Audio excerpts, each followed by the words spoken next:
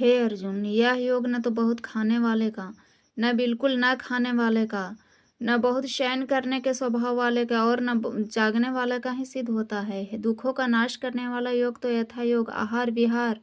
करने वाले का, कर्मों में यथा योग चेष्टा करने वाले का और यथा योग सोने तथा जागने वाले का ही सिद्ध होता है।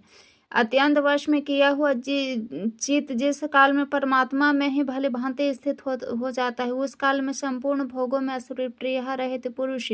योग युक्त है, ऐसा कहा जाता है। जिस प्रकार वायु रहित स्थान में स्थित दीपक चलायमान नहीं होता, वैसे ही उपमा परमात्मा के ध्यान में लगे हुए योगी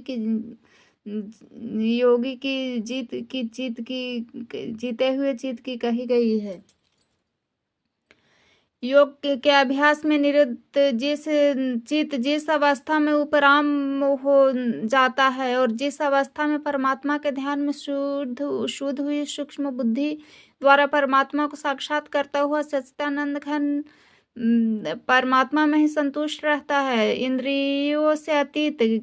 केवल शुद्ध हुई सूक्ष्म बुद्धि द्वारा ग्रहण करने योग्य जो अत्यंत आनंद है, उसको जिस अवस्था में अनुभव करती है और जिस अवस्था में स्थित यह योगी परमात्मा के स्वरूप में विचलित नहीं होता, परमात्मा की प्राप्ति रूप जिस लाभ को प्राप्त होकर उससे अधिक दूसरे कुछ भी लाभ नहीं मानता, वह परमात्मा प्राप्ति रूप जिस अवस्था में स्थित योगी बड़े भारी दुख से भी चलायमान नहीं होता। जो दुख रूप संसार से संयोग से रहित तथा जिसका नाम योग है, उसको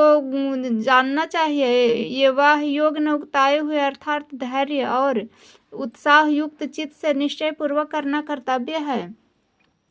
संकल्प से उत्पन्न होने वाली संपूर्ण कामनाओं से निश्चेष रूप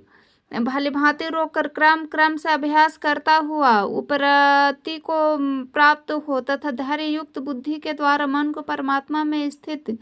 करके परमात्मा के सिवाय और कुछ भी चिंतन न करें। वह यह स्थिर न रहने वाला चंचल मन जिस शब्दादि विषय के निमित्त से संसार में विचरता है, उस विषय से रोककर